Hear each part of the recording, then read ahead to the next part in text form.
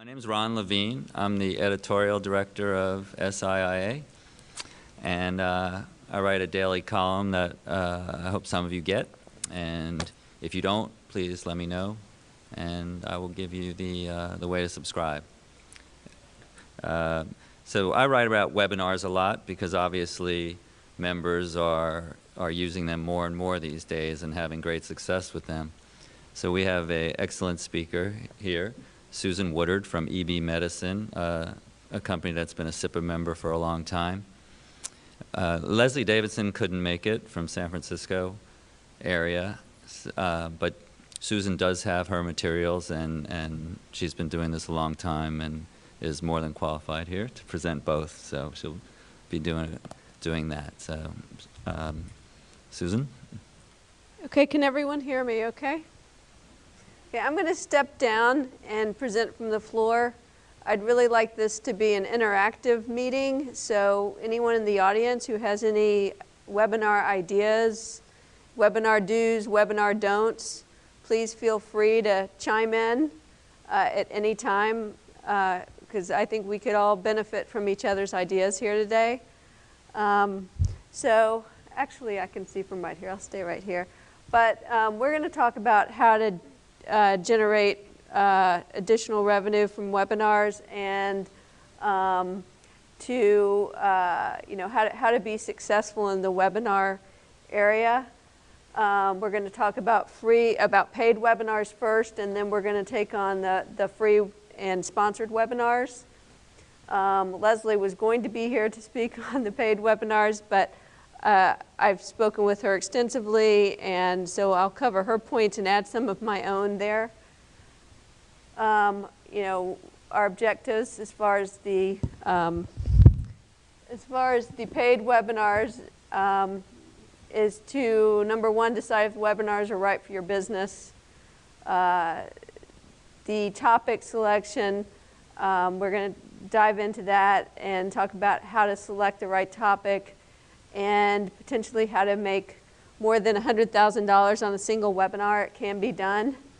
The marketing strategies, including email lists, social media, banner ads, advertorials, and print. And yes, print. There are ways that you can make print work for you. That doesn't mean direct mail necessarily. And we're also going to talk a little bit about how to price your webinars, post-webinar strategies, and then we're going to recap the do's and don'ts. And again, please chime in. Are webinars right for you? That's a big question. We all have our various product lines and revenue streams, and so you do have to look at your entire business when you're assessing whether or not you are prepared to do webinars and whether or not your audience is prone to attending webinars. Some audience, such as maybe a physician market, might not be a good webinar market. They're more of maybe a podcast market.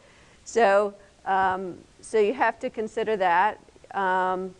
Really looking at the revenue it could generate, the leads that it could generate, and sort of the human resources that it takes. Do you have the internal resources to execute on the webinars effectively?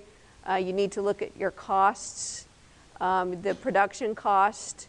There are both the cost in terms of webinar production and vendors that you use to run the spectrum from WebEx and GoToMeeting to Beacon and other vendors that might help with the production of your webinars.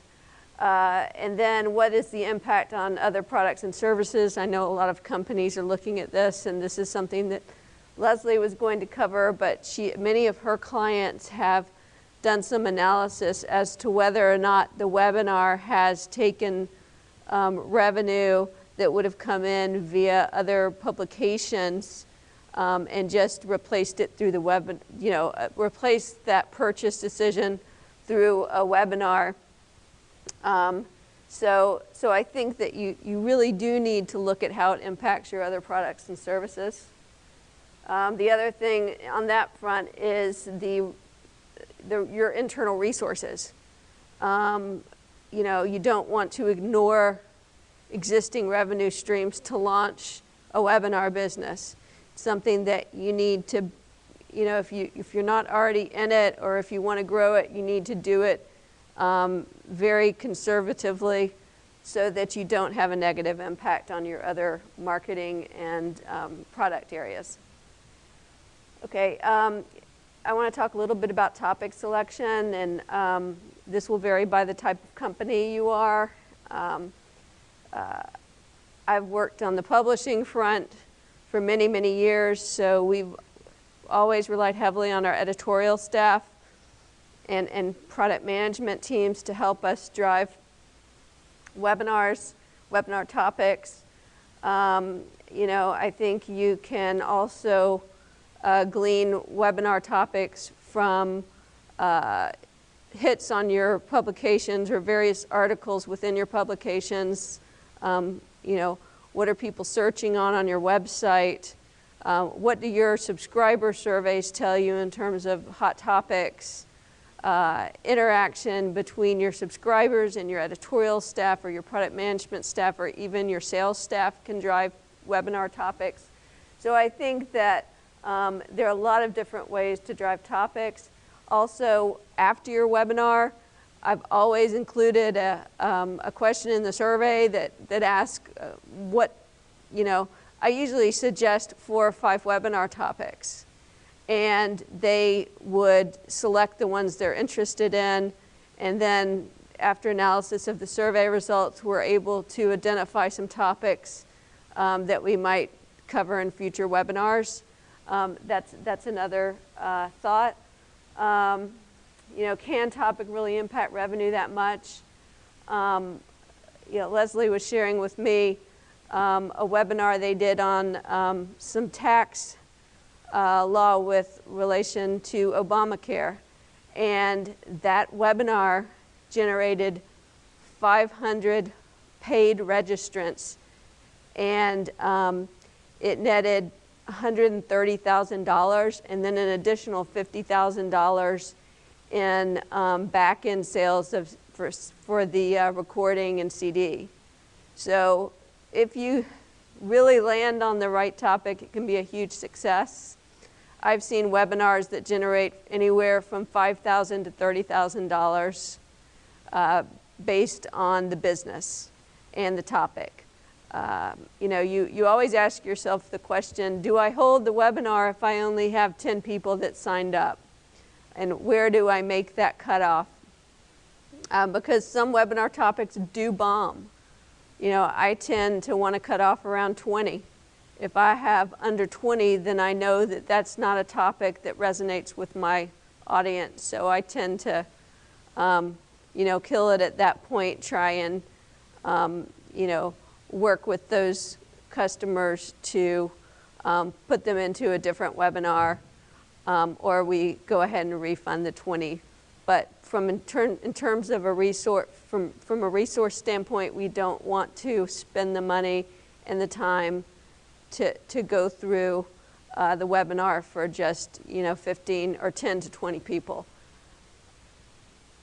Marketing strategies.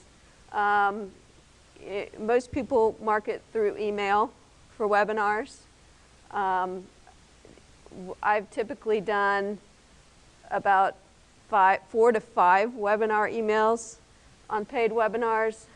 And you know, Leslie shared with me that she's done anywhere from 5 to 7 webinar emails. A lot of times you can, you know, if you have a very segmented list, I'd recommend using your segmentation to get to the right audience, because you don't want to hit a general audience 5 to 7 times. I think that's a marketing no-no. But you know, a lot of times you can narrow it down. Well, I'm going to only go the 4th and 5th effort to the people that opened it. And that narrows your audience, and those emails to opens can garner as much as a 30% click-through rate. So that can be huge, and that just sort of narrows down the audience, and it doesn't anger your other more general list. In terms of when, usually with webinars, we start at about 3 to 4 weeks prior to the webinar with the marketing. And various studies have shown that anywhere from 30 to 50% of your orders for that webinar will come in within the last week. So you really want to focus your email marketing on that 7 days up to the webinar. That's where you're going to really see the registrations roll in. Has anybody seen anything different, or is that typical for folks? And then on the list side, list is also critical. It's as critical as the topic is. If you don't have the list to support your topic, then you don't have a webinar. And I think you can, for smaller companies, if you have a very niche topic, you can be successful marketing to 5,000 to 7,000 emails. But that makes it challenging to drive your registrations up. Again, another thing to look at on the list side is if you don't have a list, look to building partnerships for your webinars where you can reach a partner list, whether it's association or the friendly competition, and you're doing a revenue split. You can do a revenue split on the webinar, and they get 40%, you get 60%, and you didn't have to pay to market the webinar. So that's been very successful for me.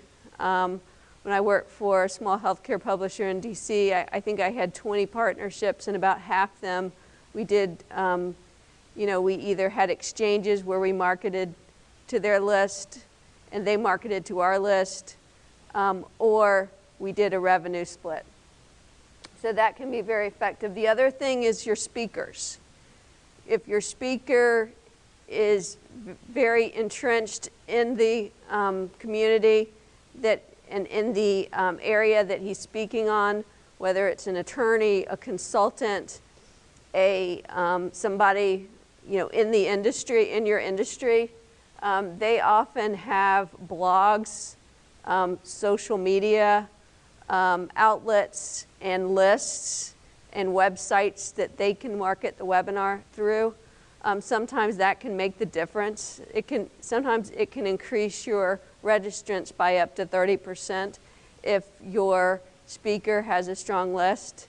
I've done that with law firms before where they do have strong lists and they have a strong presence, and they sent out emails promoting the webinar, and our numbers were huge.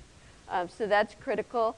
Again, social media, and I'll show you some examples later, but making mentions, tweeting it, posting on Facebook, LinkedIn. You should do it 2 weeks before the webinar, 1 week before the webinar. The day of the webinar, you should be on there 2 to 3 times prior to the webinar, posting the fact that you're going to be addressing these topics. I think that's becoming more and more critical with the growth of social media. Banner ads on your website are another avenue to market. These should go up at the very beginning of your marketing, and they should be somehow tied in theme and in strategy to your email marketing efforts and any other efforts you're doing.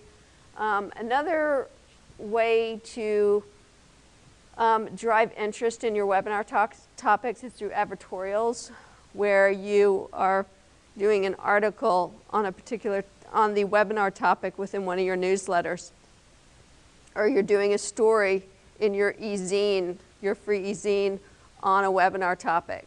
that will enable you can at the end of that plug your upcoming webinar. That's been very effective. Print, I don't really recommend direct mail, but you can do inserts that go out with your newsletter fulfillment. You can do print ads that are maybe a quarter page or smaller that are in your print newsletters to promote the webinars. So that's been effective with the publishers that I've worked with. Sure.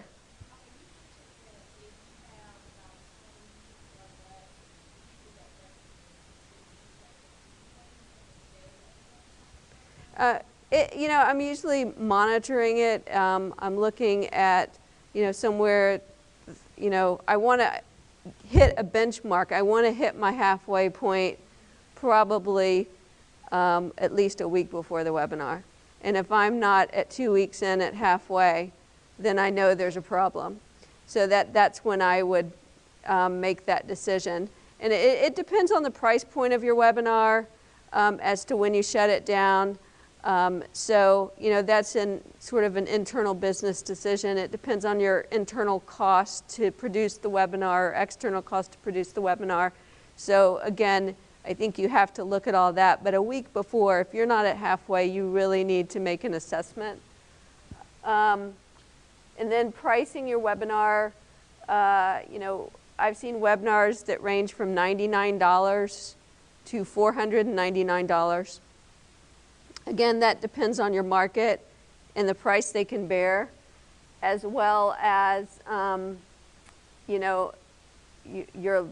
niche your list is, how niche the topic is. I've always thought that you should, promote the value of your webinars and of that content, that by, going down on price to try and drive a larger number of registrations, I think sometimes you can shoot yourself in the foot. So I think it's really important, if you are thinking about lowering your webinar price, that you test it and then go from there. Selling a webinar series, I've done this with companies. Selling someone 5 webinars at one time is a tough sell, or even 3 webinars at one time. Webinars tend to be more impulse decisions, and with a series, you can often have a series and then go back out after they purchase the first webinar to have them purchase the rest of the series. So that's the way I would recommend marketing it, because once they're able to sample that content and know that that series is valuable and they like that expert that's speaking at the webinar, then you're more likely to sell them on the other 2, 3, or 4 webinars tied to that series. Yearly passports or annual passes to webinars. That's something new that's happened over the last couple of years, where companies are charging an annual fee, and with that annual fee you can attend all of the webinars that the company is having that year, plus get access to on-demand recordings. Companies such as FDA News and BVR and other companies are doing this.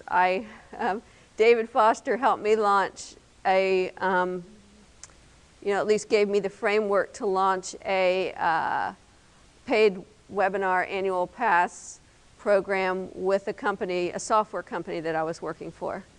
And we immediately started getting in orders for this, because the content had a high perceived value, and the archived recordings had a high perceived value. But I think the jury is still out for a lot of publishers as to whether or not those people would have gone ahead and ordered every webinar on a single basis. So you really have to be careful about your pricing. Helen, you had a comment?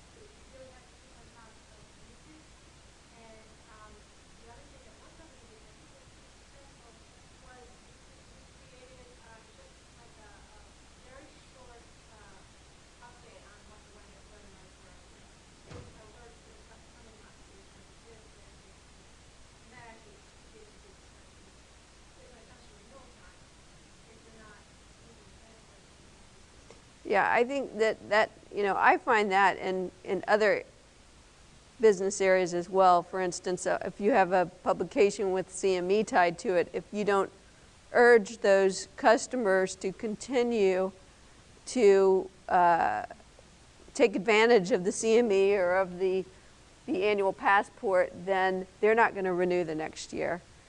So that's critical. Post-webinar strategies. I think it's really key to continue to sell your recordings or your CDs after the webinar is over. That could be through ads on your website. It could be through ads in your e-newsletter.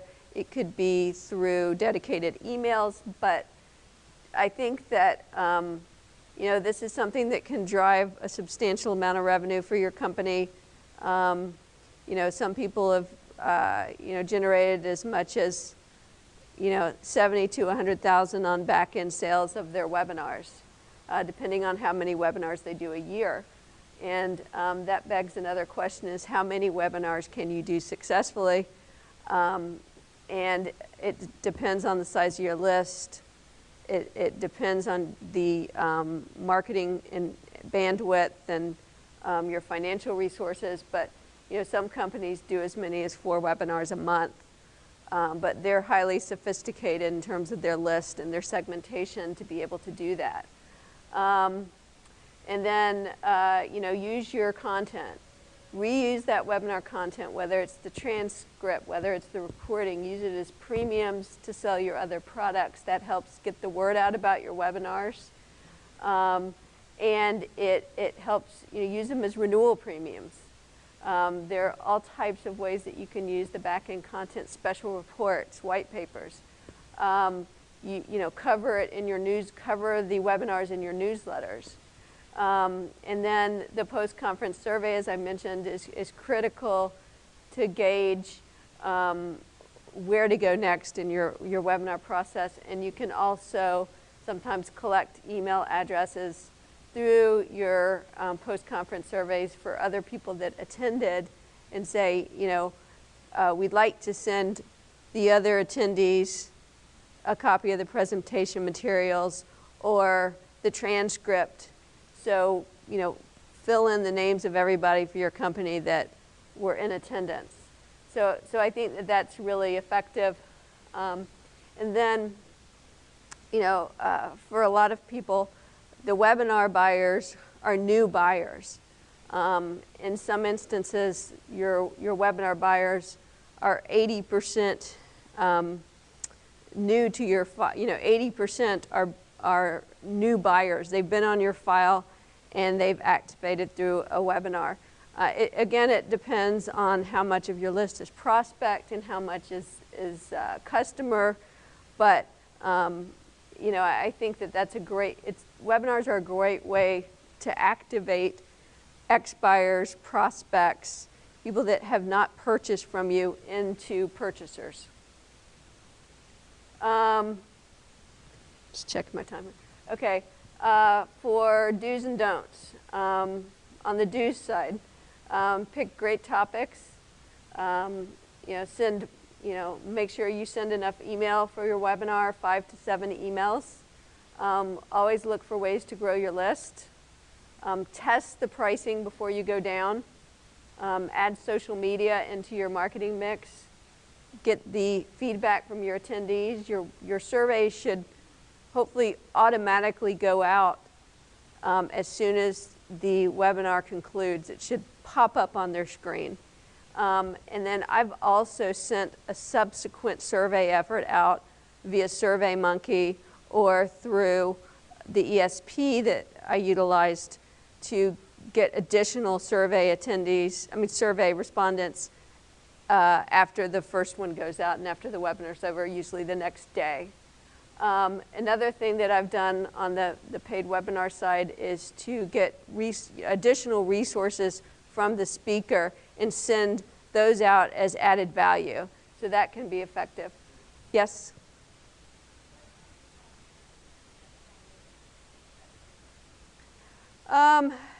Usually probably about 25 to 30%.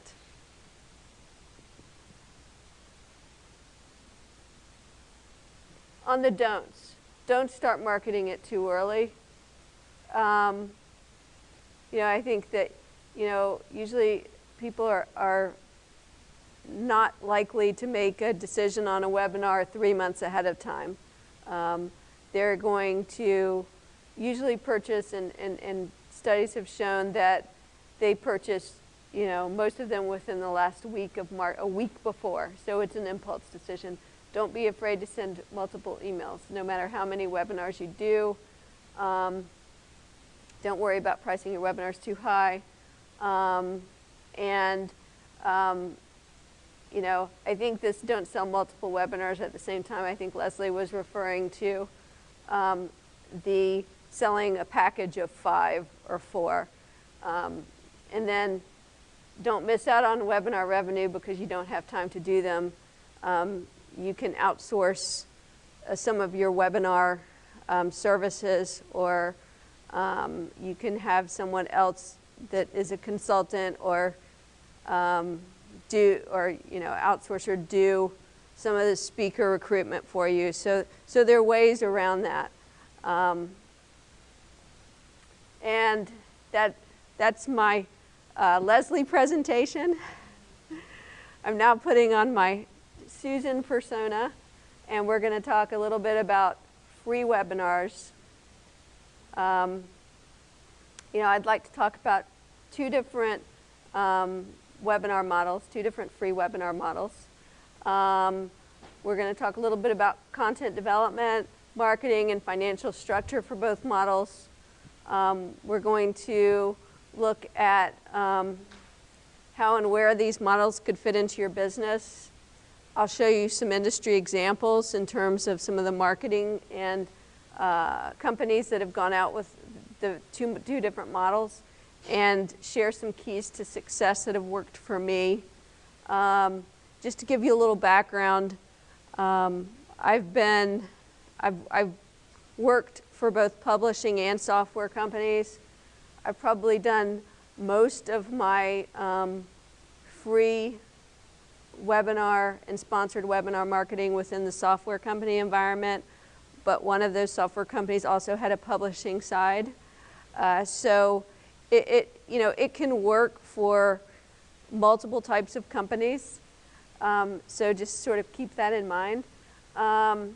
The first type of free webinar model is a sponsorship model, and that's where an advertiser or an outside company will pay you to market and or produce a webinar for them. Sometimes they'll provide the content, sometimes you'll provide the content and they'll be the sponsor. Another sponsorship model is where they are just they might be a mention at the end of your webinar, and you provide them with all the webinar attendees as the sponsor. So there's some variations on this model, but I think there are a lot of companies doing sponsorships, and there are different there's different price models in terms of what you're charging your advertisers, and I'll get into a little bit of that in a few minutes. The other type of free webinar is a lead gen free webinar, and it's used primarily to drive sales leads for your company's products and services. I call it a direct and an indirect lead gen approach to a webinar. The direct is where you are doing a webinar that is basically a demo of your product. That's a direct lead gen. The indirect lead gen is where you're covering an industry topic, a regulation, a new law that is closely tied to your products, your product or products. And that's to me, the latter has been more successful than the webinars that are, basically straight demos. And I've tried to do those, and sometimes it's somewhat backfired on me because the the audience would sometimes misunderstands that it is a product sale on the direct side. So you have to be very careful when you're doing a direct product sale through a webinar, webinar demonstration or whatever you want to call it. They set them up just like webinars, and I'll show you one in a few minutes. I saw that, I think it was Decision Health did it. So you just need to determine what's right for your company and what works. You can test both. Keys to success in terms of content on a sponsorship webinar. Collaboration with your sponsor. I think that's critical. You need to understand what their needs are and goals are. The relevance of the content that they are doing a webinar on, if they're providing the content, it needs to be very relevant to your audience if you're marketing to your lists, because if not, you're not going to achieve the results. You need really strong speakers, just like in the paid webinars.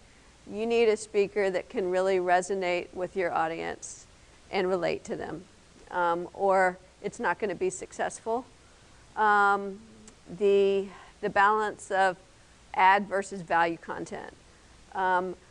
I think this is critical in both the sponsorship and lead gen side, because if your audience, if it's too ad oriented, if it's a straight sell by the sponsor, then it's going to alienate your list, and they're not going to sign up for anything else. So you have to be very careful about balancing that content, and that's a conversation you should have with your sponsor. And marketability, in terms of the topic, it needs to be broad enough to drive the number of leads that they want to receive from doing the sponsorship. Shelf life, a lot of times companies will promote a particular sponsored webinar topic for the sponsor for up to 2 months. So to get them what they need in terms of leads. So you want to make sure that the topic is not going to be inconsequential in 20 days or something. So you need to be careful about that. As far as tracking, you have to have the ability to track the metrics for your sponsor, and to be able to provide them with the information they need on the back end. A lot of them want to collect information through your survey. They'll want ongoing updates in terms of your open rates and your click-throughs and how many people have registered, what your registration to attendee ratio is. So there's a lot of things that you're going to need to provide your sponsor. Keys to success. The number one key to success in sponsorship webinar marketing is developing compelling copy with strong key takeaways and benefits of attending. It's the same thing on the paid webinar side. You need to make sure that you have the input in terms of the marketing when you're doing a sponsored webinar to make sure it fits your audience. Promote to the right list.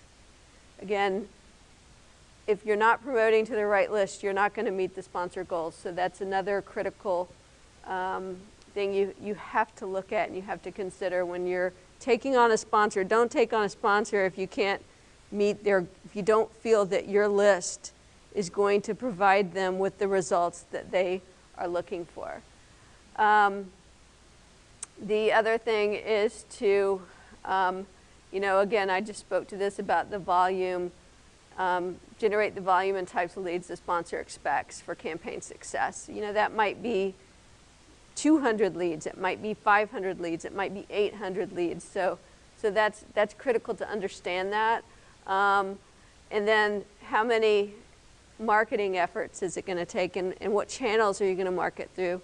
I think that I always give a sponsor the same number of marketing efforts that I do on a paid webinar. Again, it depends on how much they pay. If they're paying you $5,000, if they're, that buys fewer marketing efforts than, let's say, a $15,000 sponsorship. And according to Marketing Sherpa, the average sponsorship is between $15,000 and $30,000. That's the average sponsorship fee. So you don't want to also undersell. You don't want to go out there and say, I'll do a sponsorship for $3,000, and then you could have, for all the marketing efforts that you generated for that sponsor, you could have sold that much or double that much in your own products or your own webinars. So you have to be very careful in terms of how much marketing. You do want to use your e-newsletters, your free e-newsletters, and your website to market the sponsor webinars. And then you can also add back-end value for your sponsor. You can say, well, we'll put a recording up on our site for you as an added bonus. And I like to do that as a bonus just because it makes them want to come back and do another webinar. That's ongoing revenue for them in terms of leads. In terms of financial structure and internal factors, number one, understand the value of your list and channel marketing. As I mentioned, how much is one email blast worth to your list? Is it $2,500? Is it $3,000? Is it $5,000? And multiply that by how many efforts you're going to generate on behalf of your sponsor. Detail the expenses related to the webinar production. You need to understand that to make sure that your webinar fees are in line with your cost. Assign a cost to customer support and staff. I really recommend doing a spreadsheet where you input all of this information, you come up with what your costs are to produce and support the webinar, and then you back into your sponsorship fee. Compare against other sponsorship webinar models in the market. See what other people are charging in your space before you set your costs. I think that's critical. Some of the external factors. Again, understanding your sponsor's goals and desired outcome. Being able to speak to success of prior sponsored webinars. I think you have to be able to build your sponsored webinar business, you have to prove that you can execute on the number of leads that prospective sponsors want to achieve. So you have to, before you can really roll out that type of program, you have to have 2 or 3 that you can hang your hat on, so to speak. Setting the right price in terms of what you're charging, the sponsor, a sponsorship agreement, and insertion order.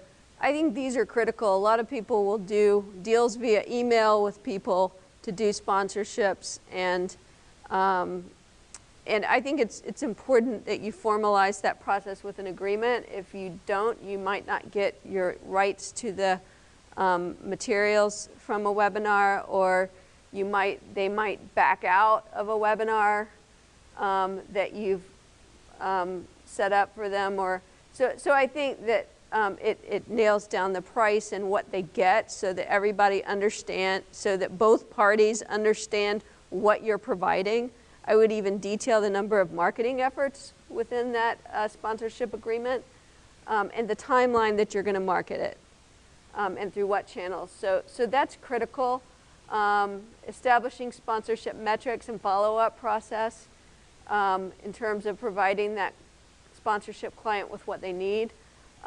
Sometimes you can do some tiered pricing where you say, okay, I can market through our email for this price, and you get 4 efforts at this price plus 2 ads, or you can, and then you can say, well, if you want to pay this higher amount, you can get 8 email blasts.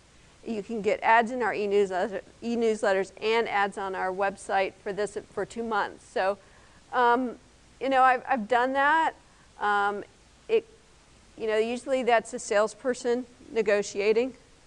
And yes, I do, to sell these sponsorships, I've used our salespeople, whether it's my site license salesperson or my ad salesperson, they're also selling these webinar sponsorships. Offer longer term sponsorship options. You know, when I was with a company called Panacea Healthcare Solutions, a software company in Minnesota, we did we did agreements for 4 to 8 sponsorships a year in a package. Okay, you know, over the course of the year, we're going to do this many sponsorships for you, and that deal was $100,000. So once you start doing this and you have it's successful for a client, then lock them into a longer term agreement. You can also, you know, bundle your webinar sponsorships with other advertising. If you have different levels of advertising, you can have your gold sponsorship, your silver, your bronze, etc., to where they get their you know, they get a webinar sponsorship as part of the ad package. You know, I've done that for various companies, and that's been effective. And you know, it really can drive more leads than a lot of other ad channels. But when you bundle it, it makes it seem more valuable to the sponsor or advertiser. Here's an example of a sponsored webinar that Atlantic Information Services did. They provided me with the information on this. Their sponsorship price was $10,000. Their client goal was 750 registrants. They achieved 820 registrants. For marketing, they did 8 email blasts, 4 to their entire list and 4 to a more targeted micro list. They ran weekly ads in their e-newsletters. They had an ad on their website that ran, and the campaign duration was 2 months, and this was, I believe, Magellan or somebody on the pharmacy side, pharmacy benefit management side.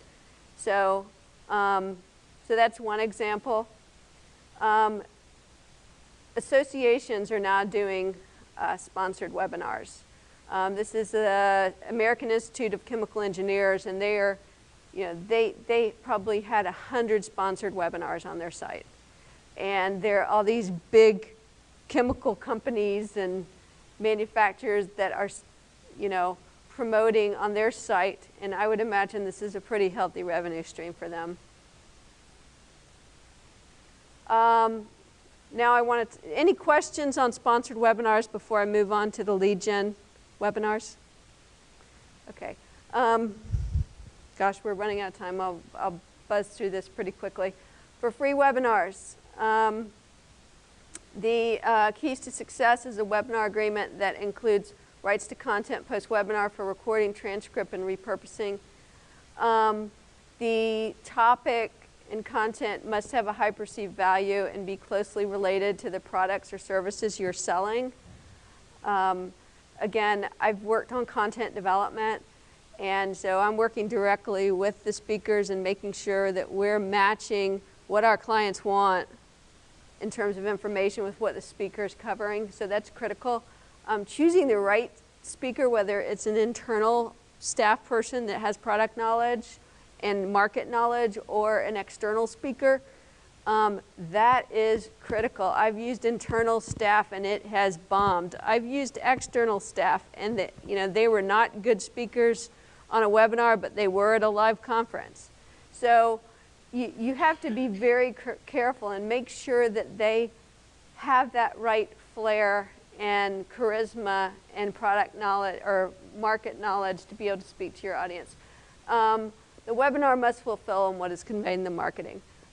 So when you're meeting with the speaker, make sure that you ask the right questions in terms of what you need for your marketing copy. Striking the right content or product balance. The speaker can, work in subtle product references. We had a guy from Dr. Munier from AHRQ, which is the Association for Healthcare Quality, and he was great. He sprinkled in mentions of our product throughout his discussion on patient safety organizations, but he never directly sold the product. And then at the end, we had a slide with our products, and we had a huge number of people that asked for demos of our products after that webinar. And that's critical when you're doing lead gen, is to make sure that you get the leads that you need on the back end through the way it's presented. Presentation materials are critical. We've had, I've had webinars where they were just clamoring for the presentation materials, and sometimes, usually I send them afterward because I don't want them going through the presentation as the webinar speaker is speaking. So we send them out following the webinar. The collection of future topics through post-webinar survey is another critical point. I've already raised that. And then value-added content post-webinar. Adding, getting some key takeaway from, some documents from the speaker, whether it's templates they can use or some other information that's valuable that they have that they can provide your customers with. Keys to success on the marketing. Interview your speaker to obtain marketing items, developing a campaign brief and request a written synopsis. I mean, I always have, either I or my marketing manager would develop a brief that detailed the objectives of the webinar and what you were looking to achieve with that webinar from a sales standpoint and lead gen standpoint. Commit to a multimedia, multi-effort promotional plan. If you don't do that, then you're not going to get your desired results. Utilizing outside list partners to drive new prospects. That's something we talked about on the paid side. It also works on the free lead gen side. I've done that. Open, the other thing is to track your prospect results separately from your client results. Because if you're giving, you may want your sales reps to follow up on your prospects, on your clients, and then have a lead gen sales rep, a lower level lead gen sales rep follow up on the prospects. Involve your sales team by encouraging them to urge clients to sign up. I've always done that, and they would send out Outlook invites separately from the marketing that we would do through our marketing automation system. So, getting them vested in your lead gen and free webinar program is critical. Generating a survey on back end that is geared toward qualifying sales leads. There are certain questions you can ask to qualify leads. Are you interested in the product? Would you like a demo? List out the products, have them check them off. So, so that's critical. In terms of cost, for free webinars, I've used WebEx and GoToMeeting instead of Beacon or a more expensive platform. Sorry, I know I'm going over. I started a little late. Ron, do we need to speed it? A couple minutes. Okay. All right. Template your communications to avoid drain on staff resources. I think that's another critical point. Sending multiple follow-up communications to avoid decreases in registration to attendance. Typically, I've seen either about 50 to 60% of free webinar registrants actually attend, but you can increase that dramatically if you do follow-up efforts with the registration information and how to log on and please attend, etc. Establish flow and metrics. Track your email results to registration, to attendees, to survey respondents. And these are some percentages that I've seen. Classify your leads between A leads, which are your demo request, B leads are your product information request, and C leads are your survey respondents that gave the webinar an excellent rating, but did not want product information. And then your D leads are your non-survey respondents, which would be people that attended but did not fill out the survey. So, you know, the other, and then repurposing your content for back-end revenue stream. This is an example of a free webinar that I did, and you can see I ran an ad on the home page. I did a press release for this, was the HRQ one I was talking about. I had a, you know, a web page, and then we did the social media. So this was an email. I think that was the email, that was the landing page. But anyway, so doing all of these things is critical. And we have a sort of a similar brand consistency and across the webinar, so everything looks similar. Here's a free webinar, MicroStrategy Reports. And that's a direct product offer. It's basically do this webinar and sign, you know, and you'll get a, you know, basically sign up and it's a demo. So that's different. Then another direct product offer was something from Decision Health, where it's basically selling a demo. I don't know how they've done on this. This is just one that I've seen that I received.